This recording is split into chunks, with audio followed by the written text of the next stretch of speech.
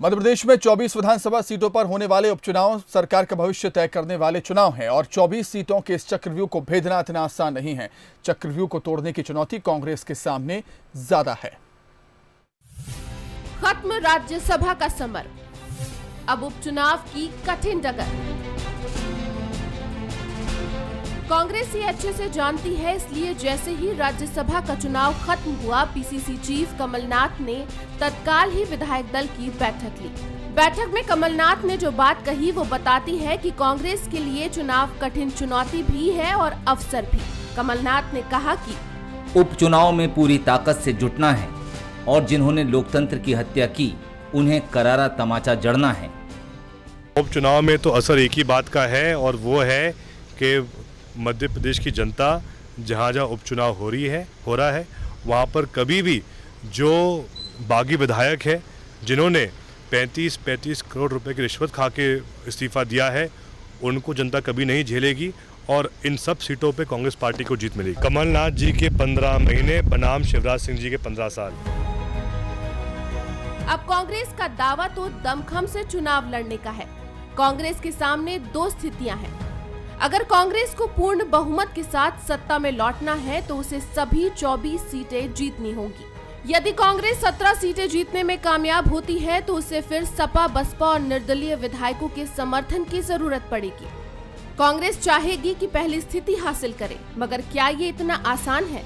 इस चुनौती को पार पाने के लिए कांग्रेस को जिताऊ उम्मीदवार को मैदान में उतारना पड़ेगा। कांग्रेस नेताओं को गुटबाजी को भूलना होगा, मिलजुल कर काम करना होगा।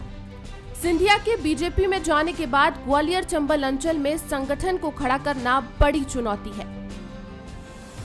कांग्रेस ने संगठन को मजबूत करने के लिए पिछले दिनों बीजेपी से असंतुष्ट नेताओं को अपने साथ जोड़ा है, मगर इससे कितना फर्क पड़ेगा ये बड़ा सवाल है।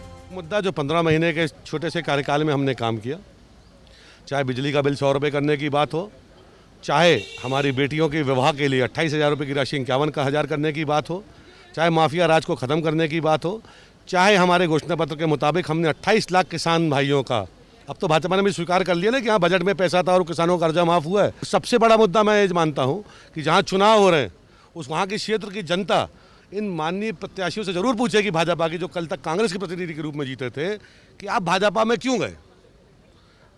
और इसका जवाब मेरे पास भी है, आपको भी पता है, पूरे मध्य प्रदेश की जनता को पता है।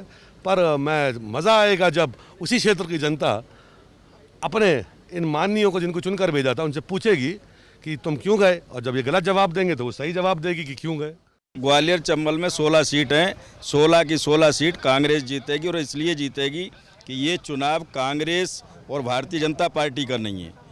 जिन मतदाताओं ने 22 सीट के, उसमें से ग्वालियर चंबल के 15 सीट हैं, एक हमारा डेथ हो गई थी, 16 सीट पर इलेक्शन होना है, उसमें से 15 सीट का वो मतदाता जिन्होंने अपने क्षेत्र के विधायकों को 5 साल के लिए मैंडेट दिया था, लेकिन वो पिछले 1.25 साल के अंदर ही बेंगलोर में जाके उस मतदाताओं का सौदा किया, बेचा। तो ये ग्वालियर चंबल क्षेत्र का मतदाता ये धोखा, फरेब, गद्दारी इनको कभी बर्दाश्त नहीं करेगा। तो ये चुनाव कांग्रेस बीजेपी से ज़्यादा ये उस क्षेत्र के मतदाताओं का चुनाव।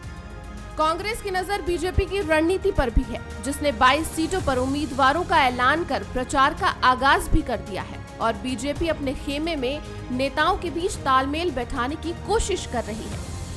बीजेपी को सत्ता में बने रहने के लिए केवल 10 से 12 सीटें जीतने की जरूरत है, जो कांग्रेस के मुकाबले कम चुनौतीपूर्ण नजर आता है।